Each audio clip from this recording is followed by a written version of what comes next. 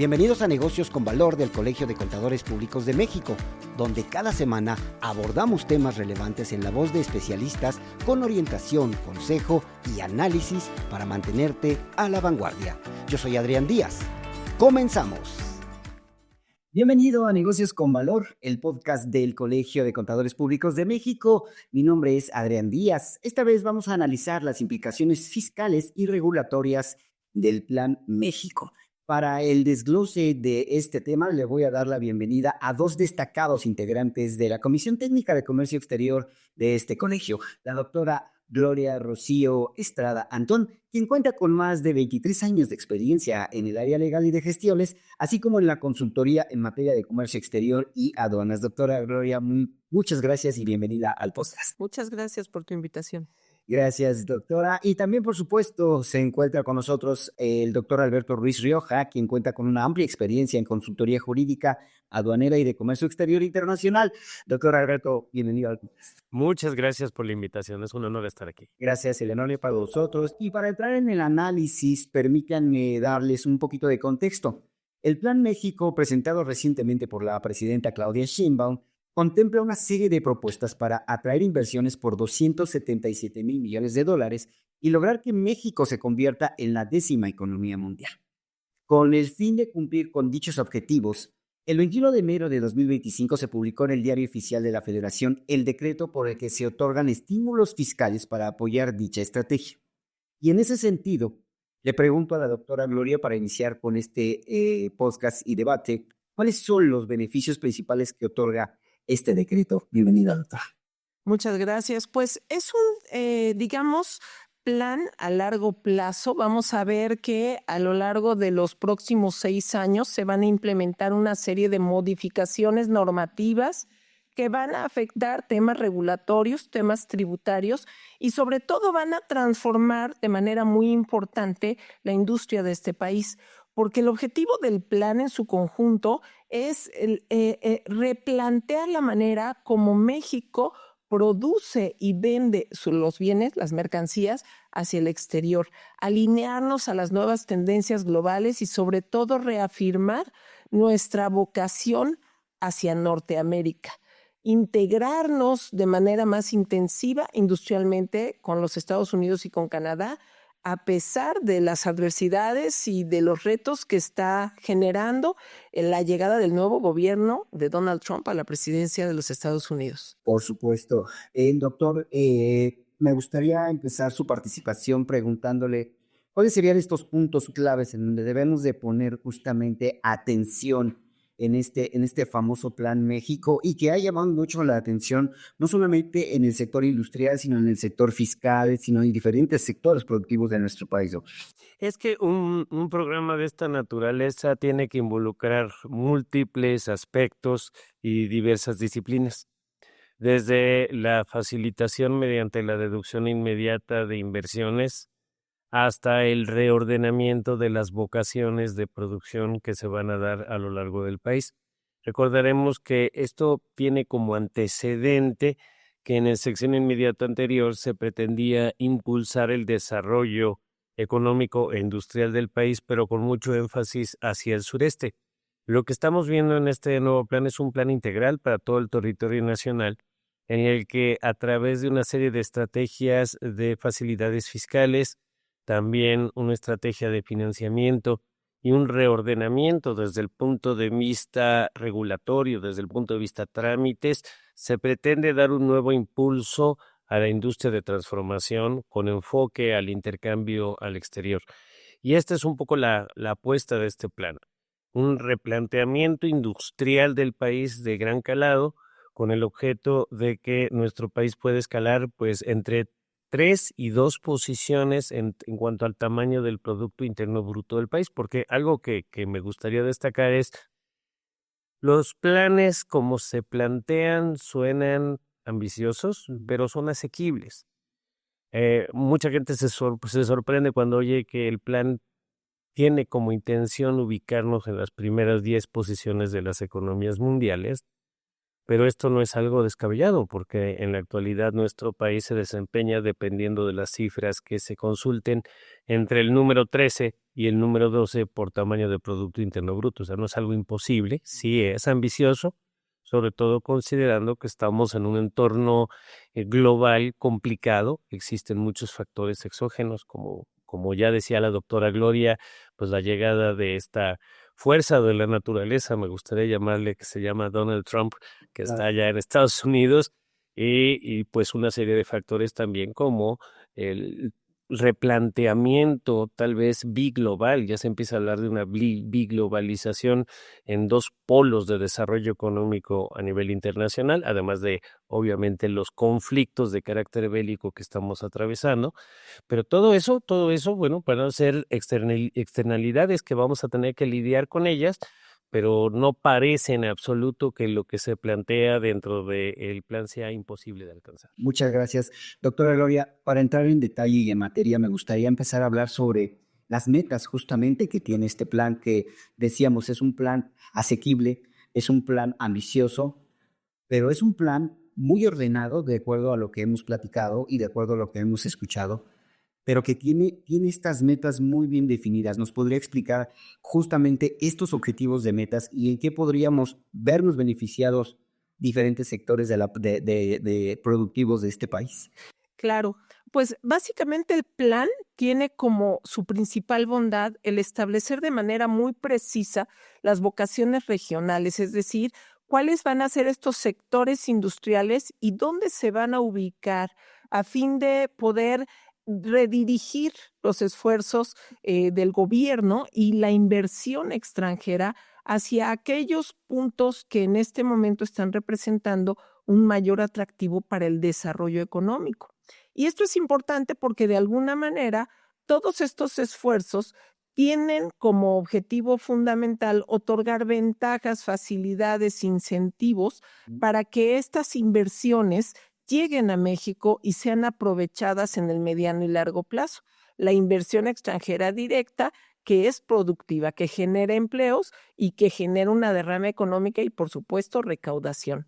Ese sería el objetivo más importante que observamos que nos ofrece una gran ventaja en el Plan México, porque a través de la definición de estas vocaciones industriales y su ubicación geográfica, se da certeza acerca de lo que se puede hacer en materia de inversión y de las facilidades que se pueden otorgar en todo lo que tenga que ver con la operación aduanera, con el financiamiento público, el financiamiento que va dirigido también a una inversión productiva de carácter mixto y que va a implicar también una desregulación normativa para que esta inversión pueda llegar y hacerse realidad en lugar de los actuales 2.5 años, que es realmente lo que nos lleva a echar a andar una empresa en México y que esta inversión sea productiva, a un año. Ese es el planteamiento actual. Pues vaya, son planes ambiciosos, la verdad es que se ven y se escuchan de manera concreta, aterrizables, pero la verdad es que hay que hacer mucho trabajo, doctor. Y en ese sentido, a lo que se refería la doctora son a los famosos polos del bienestar, estamos en lo correcto. Los PODEBIS. Los PODEBIS. Entonces, en ese sentido, doctor, podemos empezar a desglosar un poquito qué son estos polos de bienestar y cómo estarían dentro de este objetivo, pues distribuidos justamente para, si me permiten la expresión, enriquecer más todavía este plan, ¿no? En ese sentido. Claro que sí. Pues todo plan económico de gran calado, como es el caso de este que se nos plantea, no puede dejar a libre decisión de los actores económicos la construcción o el desarrollo de aquellos centros de atracción de inversión, sino que tiene que hacer un trazado de carácter ordenado sobre territorio nacional. Y en este caso, los polos a los que se refiere la doctora Estrada tienen vocaciones. Las vocaciones son las distintas industrias a donde se pretende que haya un énfasis en el desarrollo. Entonces estamos hablando de textil, estamos hablando de farmacéutica, agroindustria, semiconductores, energía, automotriz, muy particularmente en el sector de la electromovilidad, química, petroquímica, bienes de consumo y también la industria aeroespacial. Lo que pretenden hacer estos polos es distribuir a lo largo y ancho del territorio nacional en las distintas secciones de una manera totalmente integral, no solamente el sureste, no solo el norte, no solo el centro del país, sino de una manera integral, ir orientando mediante los estímulos de carácter jurídico y fiscal que se creen industrias con estas vocaciones, con estas orientaciones en los distintos estados de la República para que el desarrollo sea más sustentable, más homogéneo y además que persiga un bien común. Hay que recordar una cosa, aquí lo único que se está haciendo es ejercer la Constitución, porque el artículo 25 y 26 constitucional precisamente nos hablan del plan y de la función rectora del Estado en la economía y del Plan Nacional de Desarrollo. Esto es algo que no se puede dejar a libre elección de los actores, sino que el gobierno juega un papel central en el trazado de estos objetivos. Hablando justamente del Plan Nacional de Desarrollo, creo que este sería la columna vertebral, el Plan México sería la columna vertebral de este plan de desarrollo. Y justamente me gustaría, doctora, con usted empezar a desglosar estos polos de bienestar para que las personas que nos ven y nos escuchan en este podcast se vayan dando una idea de cuáles son justamente estas segmentaciones que se están haciendo por franjas, si me permite la expresión, franjas económicas en las que están divididas el país, e ir viendo justamente, por ejemplo, en la franja llamada fronteriza, cuáles son estos sectores que se van a empezar a promover y que se van a tratar de impulsar a través justamente de estos famosos estímulos fiscales. De hecho, el plan los designa como polígonos. Esto es muy interesante porque están perfectamente delimitados para identificar esas zonas que pueden abarcar varios estados de la República o regiones de la República, donde se establece que preferentemente estas vocaciones industriales van a estar ubicadas con una visión más estratégica en el carácter industrial. Recordando que los PODEBIS ya existían dentro de este decreto que fomenta la atracción de inversión al corredor interoceánico y que establecen beneficios en materia de impuestos sobre la renta, en materia de IVA, y que buscan establecer un régimen aduanero especial, pues para que el tema de la carga tributaria no afecte la llegada de la inversión, permite incrementar la productividad, la generación de empleos, el desarrollo de la industria en unas regiones que pues sabemos que tienen este déficit industrial, pero que hoy los PODEBIS podrán estar ubicados dentro de estos polígonos a través de esta definición de lo que son las vocaciones industriales. Y lo que observamos vamos a decir, en el diseño de estos polígonos es que contiene cada polígono diferentes industrias a desarrollar. Esto no quiere decir que no se desarrollen el resto de las industrias, sino que de manera preferente se desea que la vocación por cada polígono esté orientada a los sectores industriales que se han indicado en este mapa creado en el Plan México.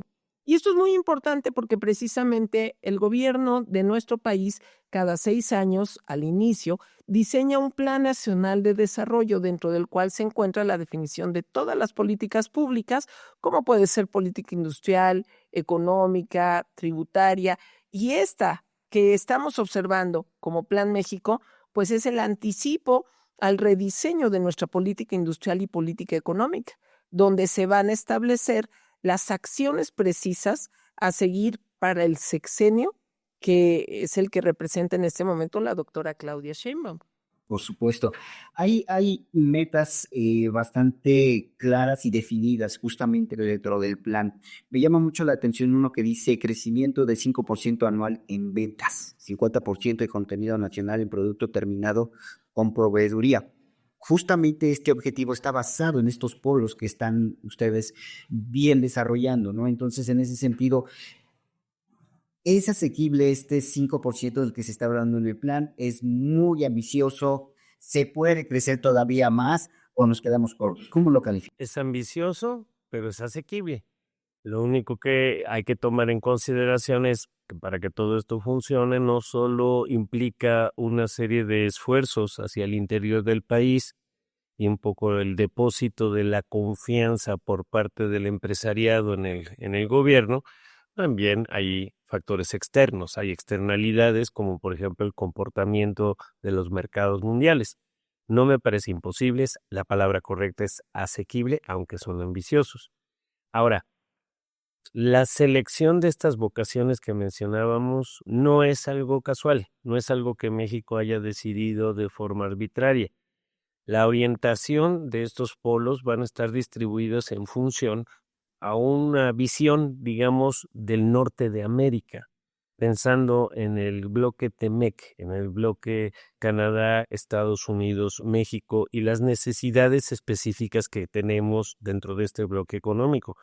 No es una casualidad, por ejemplo, que se hable de desarrollo de semiconductores. Ustedes saben que durante la pandemia se descubrió que este era uno de los talones de Aquiles de la región.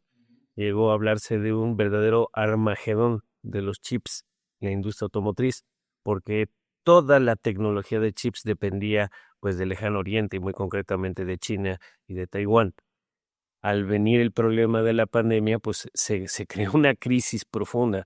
Es evidente que América del Norte tiene que fortalecerse en este sentido y empezar a generar también producción propia de este tipo de insumos, ¿no? Otro tema es la energía. La energía claramente es uno de los puntos clave para el desarrollo industrial. También está la agroindustria, que siempre será geoestratégica, será algo para lo que representa el mantenimiento de la población en sí misma. Y claro, está también la industria aeroespacial, que es algo que genera muchísimo valor agregado.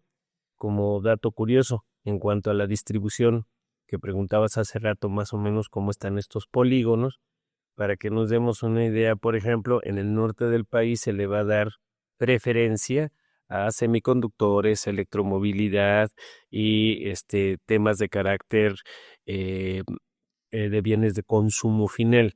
Pero, por ejemplo, si nos vamos al sureste del país, hacia Yucatán, ahí se le da preferencia a energía, agroindustria y aeroespacial.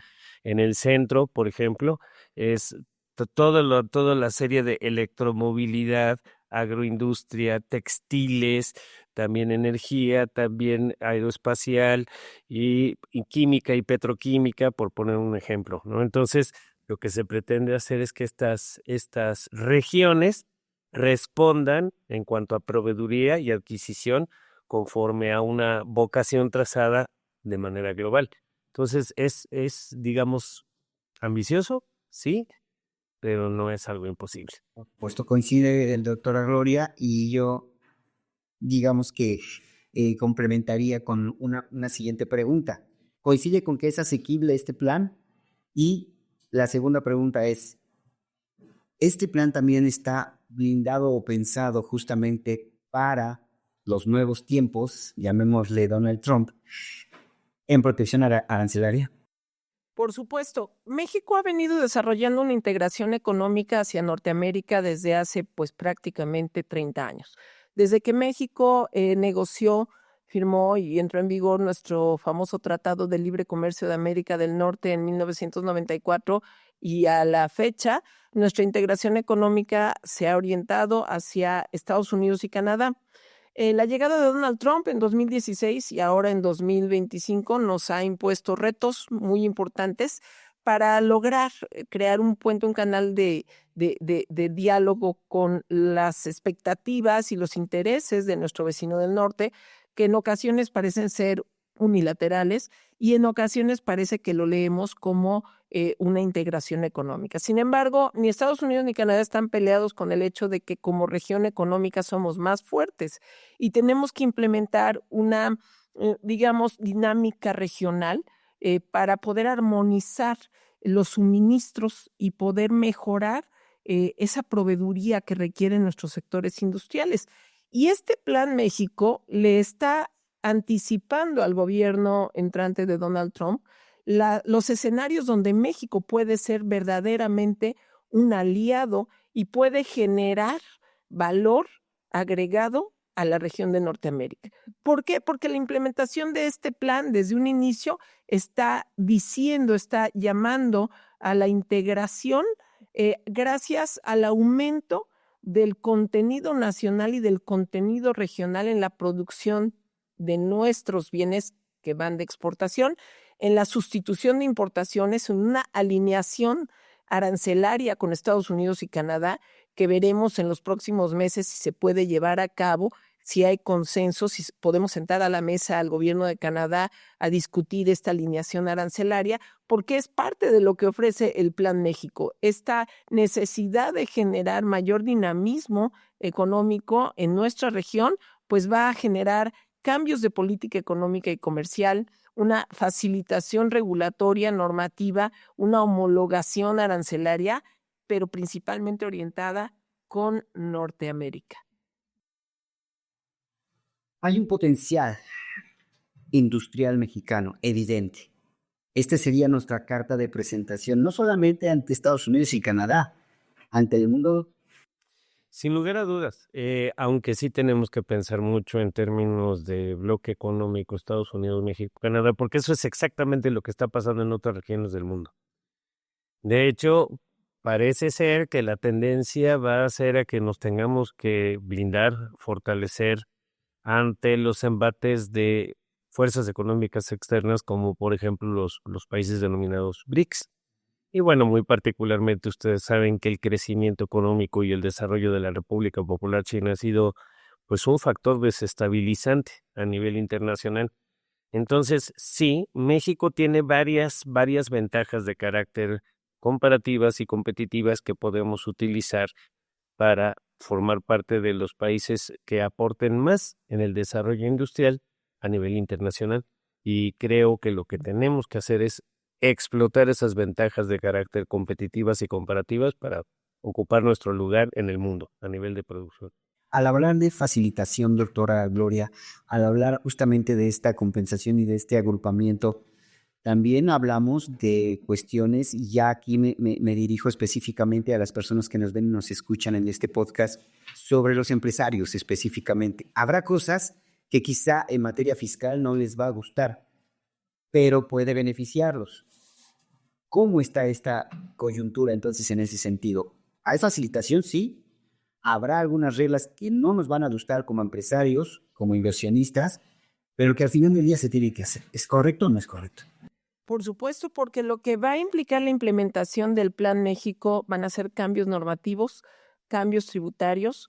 Considero que estos están enfocados precisamente a las actividades productivas del país, al sector productivo del país, y es donde vamos a encontrar las facilidades, las ventajas fiscales, una reducción para efectos de la tributación, una facilitación.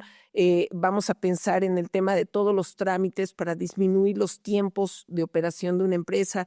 Por ejemplo, se está buscando también homologar la administración del hoy programa IMEX para que este sea específicamente administrado por la Secretaría de Hacienda y no como hoy en día todavía ocurre, que es a través de un otorgamiento del programa por parte de la Secretaría de Economía y una vigilancia y fiscalización por parte de Hacienda. Entonces vamos a ver una armonización, vamos a ver una ventanilla que ya está pues prácticamente aplicando, que es la ventanilla digital para la inversión.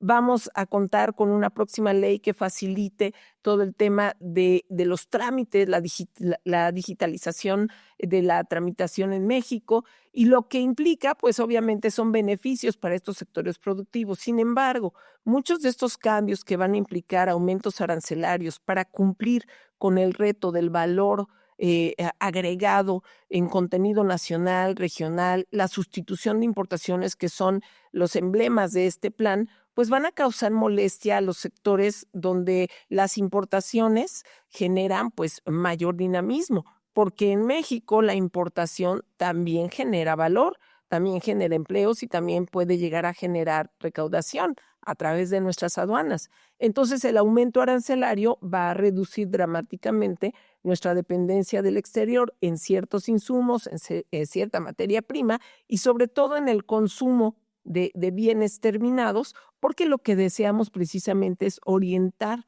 al consumo nacional. Y de hecho, algo muy interesante es que se va a relanzar el plan o el planteamiento de Hecho en México, convocando al nacionalismo en el consumo. Ese es el objetivo de este proyecto. Sí, es este plan de Hecho en México que otras administraciones lo retomaron y que quedó por muchas coyunturas un poco olvidado, ¿no? Y en ese sentido, doctor, me gustaría preguntarle, ya para ir cerrando el tema, ¿algún sector productivo del país quedó fuera? ¿Le faltó apoyo? ¿Por dónde podemos mejorar? Porque todo, por supuesto, es perfectible. ¿Cuál sería su punto de vista? Bueno, lo primero que yo sí quisiera enfatizar y un poco tomando la idea de la doctora Gloria y explayándome, sí va a haber, y tomando la pregunta que amablemente también le planteabas, sí va a haber, claro, una necesidad de formación técnica y de conocimiento jurídico y de conocimiento de los instrumentos fiscales y financieros que esto conlleva. Y sí, claro, algunos de este crecimiento y algunos de estos programas implica pues una fiscalización más efectiva, implica un mayor control por parte del Estado. Mencionaba la doctora Gloria que una de las características que aparentemente va a tener este IMEX 4.0, como se le denomina, va a ser el depositar toda la gestión y la administración del programa, ya no como actualmente en una dicotomía entre la Secretaría de Economía y la Secretaría de Hacienda, sino que se va a enfocar más a la Secretaría de Hacienda. Y eso obviamente habla de un mayor control desde el punto de vista fiscal. Ahora bien, conectando esta respuesta con el planteamiento que amablemente me haces, yo te diría que lo que puede llegar a suceder con este plan es que sobre la marcha vayamos aprendiendo cuáles son los aspectos de control, los aspectos de mejoramiento que se le pueden llegar a dar al mismo plan para que el desarrollo sea sostenible, para que sea uniforme y para que sea verdaderamente productivo. De hecho, el mismo plan lo dice. Estas son menciones de carácter enunciativas, no son limitativas. Se habla de creación de 100 nuevos parques industriales en una primera instancia, pero claro, como todo buen plan tiene que tener un cierto grado adaptativo a las demandas y a las negociaciones que se vayan dando para México hacia el exterior. Y hay que recordar que precisamente el año que viene pues tenemos renegociación del TEMEC y ahí va a jugar un papel muy importante el que nos sentemos a la mesa con nuestros socios comerciales y decidamos en conjunto qué es lo que queremos para la región de Norteamérica. Más que dejar áreas fuera, creo que lo que estamos viendo es, digamos, los planteamientos básicos, los pilares iniciales, desde donde se puede partir hacia este crecimiento, pero sin lugar a dudas, pues vamos a tener una evolución conforme esto se vaya implementando gradualmente. Muchas gracias, doctor. En conclusión, doctora, ¿cómo califica entonces el Plan México? ¿Le va a hacer falta algo? ¿Lo vamos a ver como una realidad? ¿Va a ser difícil concretarlo? Pues vienen muchos retos, sobre todo en el aspecto normativo, donde el gobierno va a implementar cambios muy importantes, va a establecer, ya inició con el nuevo decreto de la relocalización, así se le ha llamado. Originalmente ya habíamos tenido en 2023 este decreto, pero se amplía precisamente para que se prepare el escenario para los nuevos PODEVI, los polos de desarrollo, que próximamente también podrían generar un mayor dinamismo a nivel nacional. Va a venir una ley nacional de simplificación y digitalización que nos va a imponer nuevas cargas, pero también mayores facilidades.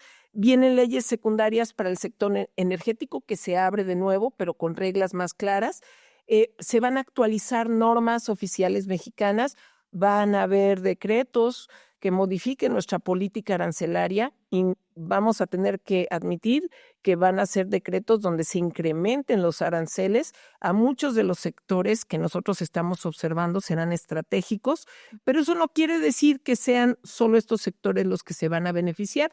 Sabemos que la industria se divide en ramas y subramas y todas se conectan entre sí y de alguna manera todos estos sectores que son inicialmente los favorecidos con el Plan México van a generar un mayor dinamismo industrial a nivel general en el país. Entonces, todos los cambios normativos significarán grandes retos, pero todos están principalmente orientados a otorgar facilidades, porque a nivel internacional estamos observando que hay una tendencia para atraer las inversiones de regreso, lo que se llama el nearshoring, lo conocemos precisamente como una relocalización industrial, pero Estados Unidos lo quiere convertir en un backshoring y quiere que esas industrias y esas inversiones no lleguen a los países cercanos, sino que lleguen directamente a su territorio. Entonces, vamos a competir por inversión y tenemos que ser competitivos en estas facilidades, en estos beneficios y en el ambiente de negocios en México, que tiene que ser favorable, estable y predecible. Muchas gracias, doctora Gloria, por su participación en el podcast. La verdad es que han sido, doctor, participaciones muy llenas de conocimiento, de muy buenos augurios. Entiendo que es un reto importante justamente para nuestro país. Yo, en conclusión, les diría que hay que mantenernos al tanto justamente de cómo se va a ir desarrollando justamente el Plan México.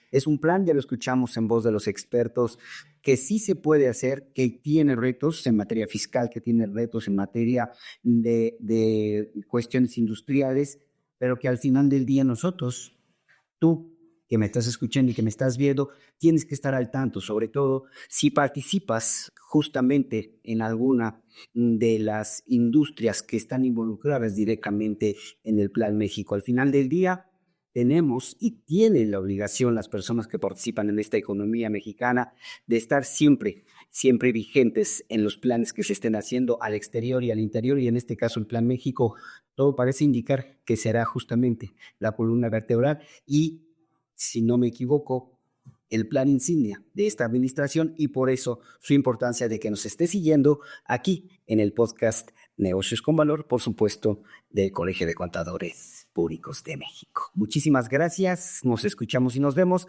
en la próxima emisión con temas de coyuntura que a ti siempre están en el interés. Gracias, hasta la próxima. Gracias, doctor. Muchas gracias. Gracias. Gracias por escuchar Negocios con Valor del Colegio de Contadores Públicos de México. Si te gustó este episodio, dale like y suscríbete en YouTube y Spotify. Nos escuchamos la próxima semana.